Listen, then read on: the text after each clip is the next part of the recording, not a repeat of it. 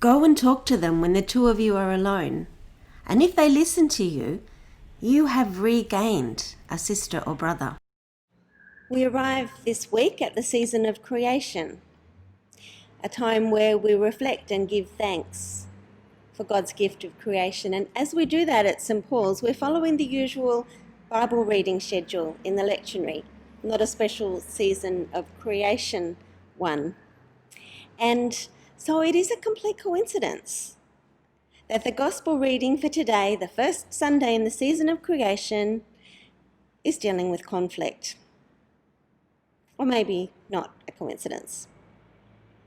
I'm guessing that most of us, whatever our view of the role of humanity in caring for creation, I'm sure all of us have at some point found ourselves in a heated discussion with someone who believes the complete opposite. Every family has an Uncle Harold who believes that his Year 10 science education is sufficient to disprove the claims of all of the world's climate scientists. And we all have a cousin Lucy, who is constantly sending everybody emails about how they can reduce their carbon footprint. And of course, there is Aunt Hilda, who dismisses every expression of concern for the environment as part of a left-wing conspiracy.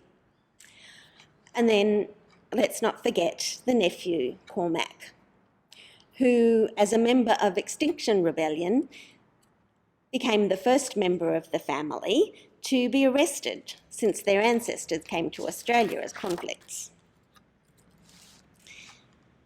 This is what Australian families look like now. And sometimes it's funny, but sometimes those divisions become really painful in workplaces and churches as well as homes.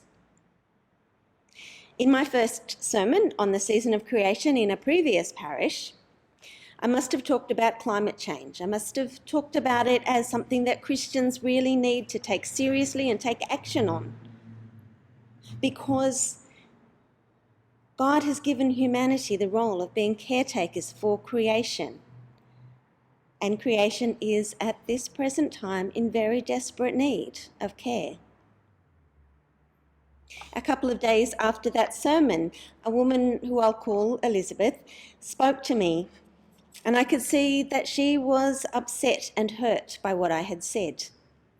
She was upset because she strongly believed that the science of climate change is both incorrect and politically motivated. And quite understandably, she didn't want to hear things in church that were incorrect and politically motivated. I think she also felt hurt because her position on climate change was not being given equal weight. So Elizabeth felt hurt and upset. And she did exactly what Jesus tells us to do in that situation. She spoke to me. It sounds simple, doesn't it? You feel hurt, you speak to the person who hurt you. And if they won't listen, you take a friend with you next time and try again. But it isn't easy, is it? If you've ever been hurt, and I know you have, you know it's not easy. Especially when the person who has hurt you has power that you don't have. Like, for instance, when they are a highly theologically educated person who is leading your church.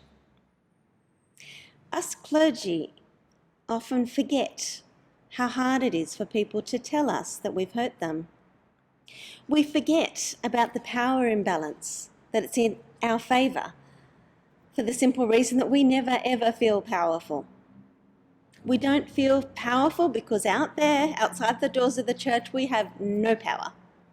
There was a day when clergy were respected and consulted on issues, but that day is long gone. And we also forget that we have power because we're always so much more aware of our weaknesses and vulnerabilities, so much more aware of what we can't do than we are of the things that we can do. But hopefully, as part of our formation as clergy, we have had the truth drummed into us that there is nothing more dangerous than a person with power who doesn't think they have any. It's like carrying around a loaded gun and not knowing you even have it. And this is one of the reasons why things sometimes go so badly wrong in churches. This power imbalance means that conflict resolution policies in churches need to be a little more nuanced than what is described in Matthew. Where there is a significant power imbalance, it is entirely appropriate for the injured person to skip step 1, which is having a one-to-one conversation, and go straight to step 2, which involves taking an advocate or mediator with you. I have seen this passage used to shame people who feel a need for support in order to have these difficult conversations. And that is inappropriate, because what really matters here is that they have made a choice to talk about it rather than letting it fester.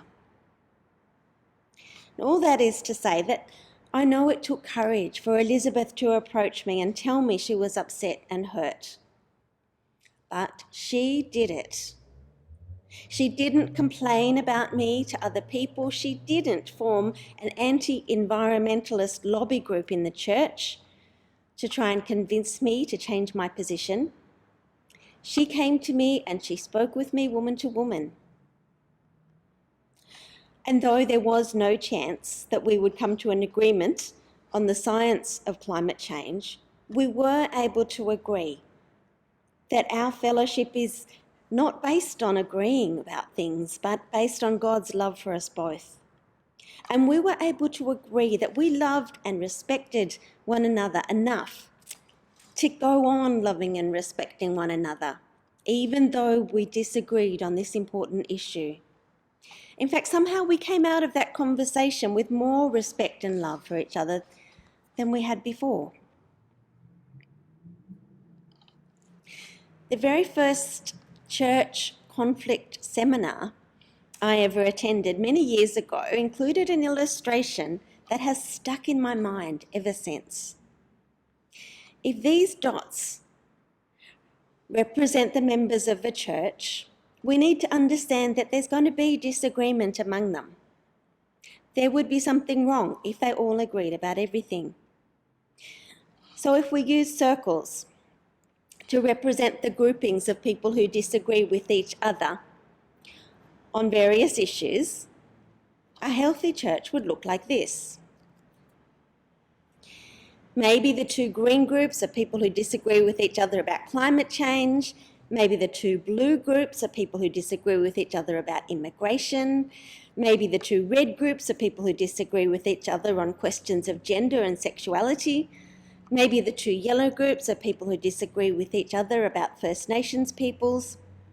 And maybe the 2 brown groups are people who disagree with each other about what clergy should wear on a Sunday morning. This is healthy. This is not healthy. But this is the world we live in right now, a polarised world, a world divided into opposing camps who are barely able to recognise their common humanity, let alone sit down calmly and have a cup of tea together. And the church is part of this polarised reality. I catch myself being influenced by it at times. Maybe I'm having a conversation with someone and they're expressing all of the right opinions, and I'm feeling very comfortable. And then they say something I strongly disagree with, and the first thought in my mind, and I'm not proud of this, but the first thing thought in my mind might be, oh, I thought they were in my tribe, but I guess they're not. It was a bit like that for me when Elizabeth approached me. She is a beautiful, faithful Christian woman, and I admired and loved her.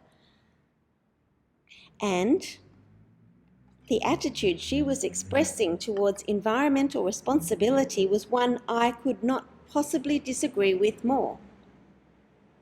It was not comfortable for either of us, yet she had chosen to place herself in that uncomfortable position. She had chosen to approach me and talk to me about our differences because she valued her relationship with me more than her own comfort. She valued our fellowship in Christ more than the sort of fellowship that is created within groups where people agree with each other about everything. So whenever I'm tempted toward tribal thinking, whenever I start thinking of people, say, who reject the conclusions of climate scientists, when I start thinking of those people as lesser or other, I see Elizabeth's face in front of me and I just cannot do that anymore. She is not lesser or other. If I have a tribe at all, then there has to be a place for her in it. And where that leaves me is with a commitment to live as though all humanity is my tribe. And dogs, of course. Dogs are my tribe too. And my tribe's home is in danger. And as long as people of competing ideologies are throwing daggers at each other, then way too little is being done about the real problem. We need to follow Jesus' advice in Matthew 18. We need to keep talking to each other, even when we strongly disagree, especially when we strongly disagree, even when it is uncomfortable, even when it hurts. And we need to understand that Matthew's conflict resolution policy here is surrounded by verses that show us how we are to understand it, and especially that bit before it that describes God as being like a shepherd who is so desperate to rescue one wandering sheep that he leaves the 99 and then throws a party when he finds the lost one. That is the sort of attitude that must inform all of our conflict resolution in the church. It's about valuing each other so much that we will do what is necessary to get each other back. It's about finding ways to be together as the body of Christ, even when we disagree. It is also about making sure that everybody in the community is safe. And for that reason, then sometimes, occasionally, there are people that need to be excluded. But that is not what we hope for. That is a point we may reach only after many tears and many prayers. Jesus says also that the person who is excluded at the end of this process should be treated like a Gentile or a tax collector. Well, how did Jesus treat Gentiles and tax collectors? He talked with them. He ate meals with them. He engaged them in spiritual conversations. He healed their children.